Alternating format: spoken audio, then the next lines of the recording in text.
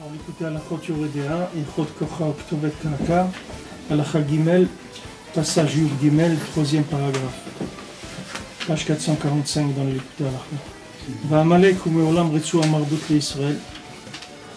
Et le Amalek, c'est toujours été une ceinture de coups pour Israël.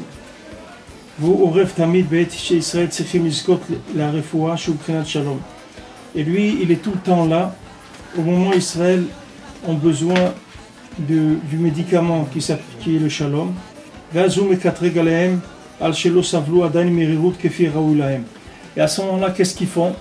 Qu'est-ce qu'il fait Amalek? Son travail, c'est qu'il fait une vérification permanente pour voir si la peine qui a été attribuée à chacun, sa dose d'amertume, elle n'est jamais assez par rapport à ce qu'il a fait.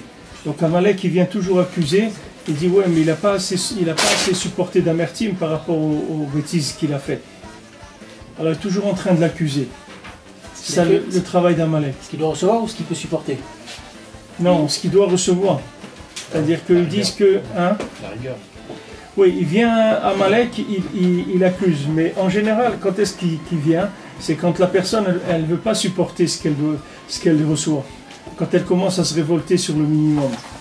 Alors à ce moment-là, c'est là où il attaque. Ouais. Parce que si la personne, elle est contente avec ce qu'elle a, il n'y a pas de raison qu'il vienne l'embêter.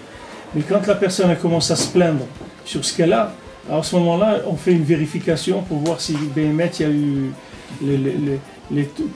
tous les tarifs ont bien été appliqués. Du moment où quelqu'un se plaint, alors on fait une vérification.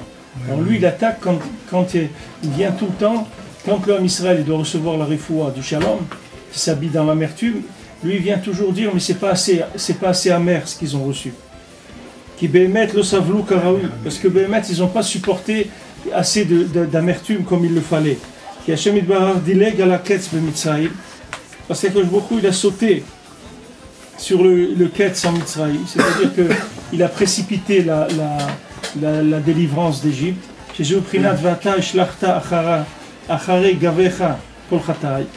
écrit dans Ishaïa que Akash il a rejeté derrière lui toutes les fautes du Ham Israël.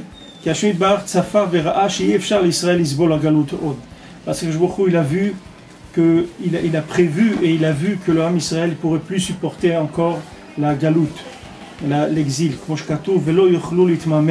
Comme c'est écrit, il ne pouvait plus rester. Comme on voit Besfarim. Si Akash il ne s'était pas précipité de faire sortir le Ham Israël d'Égypte avant le moment de la délivrance effective, il serait resté, il serait pas sorti de là-bas. Alors ça c'est un kafsrout aussi pour les gens qui vivent en Hutzlaretz. On peut dire que les gens qui sont montés en Israël, c'est des gens, on est obligé de les faire monter. Parce que si on les laisse là-bas, ils vont disparaître parmi les goïms complètement. Puisqu'ils sont là-bas, ça veut dire qu'ils ont encore la force de tenir. Sinon Hachem les aurait fait monter. C'est un kafsrout qu'on peut voir. Et c'est pour de la hanava pour ceux qui sont en Israël aussi.